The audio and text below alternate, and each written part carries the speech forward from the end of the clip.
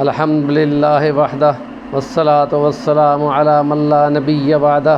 اما بعد فاعوذ باللہ من الشیطان الرجیم بسم اللہ الرحمن الرحیم وقال ربکم ادعونی استجب لکم ان الذین یستکبرون عن عبادتی سیدخلون جہنم داخرین صدق اللہ العظیم۔ اور کہا تیرے رب نے کہ مجھ کو پکارا کرو میں قبول کروں گا،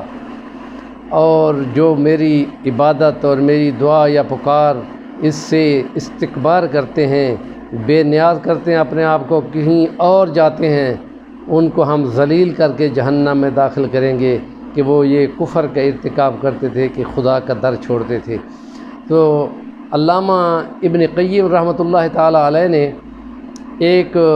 وظیفہ بتایا ہے، قرآنی وظیفہ۔ اس میں وہ فرماتے ہیں کہ جب مجھے بیماری ہوئی، تکلیف ہوئی، تو میں نے حضرت ایوب علیہ السلام کی دعا کو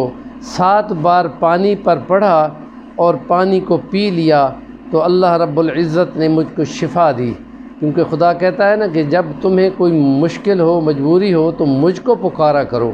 تو وہ قرآن مجید جو اس نے اتارا ہے اس میں ایک نبی کا ذکر ہے، اور وہ آیت یہ ہے رب انی مسنی الضر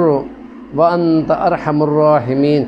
حضرت ایوب علیہ السلام پر تھوڑی سی آزمائش آئی تھی، اور وہ تھوڑی سی آزمائش نہیں تھی، 18 سال کی وہ بیماری تھی جس سے ان کے جسم گل گیا تھا، اور پھر اللہ کے زبان اللہ میری بچا لینا کہ میں اسے تیری یاد کرتا رہوں۔ تو وہ یہ دعا پڑھی۔ اب جو بھی یہ دعا پڑھتا ہے اللہ پاک کو شفا دیتا ہے۔ نبی کریم صلی اللہ علیہ وسلم پر قرآن اترا ہے تو انہوں نے ہمارے لیے، مسلمانوں کے لیے یہ ایک کمال کی چیزیں عطا فرمائی ہیں۔ ان میں یہ ہے کہ جب بندہ سونے کی طرف جائے اور بستر پر بیٹھے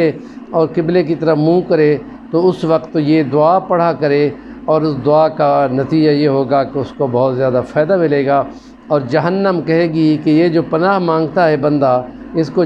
پناہ دو۔ تو اس کے لیے حضور نے فرمایا ہے کہ یہ پڑھا کرو الحمدللہ الذی کفانی و آوانی، الحمدللہ الذی اطعمنی وسقانی، الحمدللہ الذی من علی و افضل، اللہم انی اسألک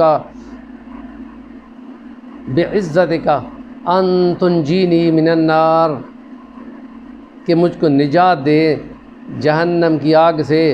حدیثوں میں آتا ہے اور جگہ پہ کہ جب جہنم کی آگ سے پناہ مانگی جاتی ہے تو خود جہنم خدا سے اپیل کرتی ہے کہ اس کو پناہ دو، اور اسی طرح دوسری حدیث میں کہ جب جنت الفردوس مانگی جاتی ہے تو جنت الفردوس کہتی ہے خدا یہ جب مانگ رہا ہے تو اس کو دے دو نا۔ تو اس لیے اللہ پاک کے ان فرامین میں جو قرآن میں اور نبی کریم صلی اللہ علیہ وسلم کے ان فرامین کو جو انہوں نے عطا فرمائے، اس کی محبت کا تقاضا یہ ہے کہ ان پہ عمل کیا جائے، اور جو شخص نیکی کی بات کو آگے بیان کرتا ہے وہ برابر کا ثواب پاتا ہے۔ ہمارے چینل کو سبسکرائب کریں گے تو آپ کو یہ فائدہ ہوگا کہ جو نئی ویڈیو آئے گی وہ سب سے پہلے آپ کو مل جائے گی۔ اس پر کمنٹ بھی کریں تاکہ ہماری رہنمائی ہو۔ جزاکم اللہ و احسن الجزا۔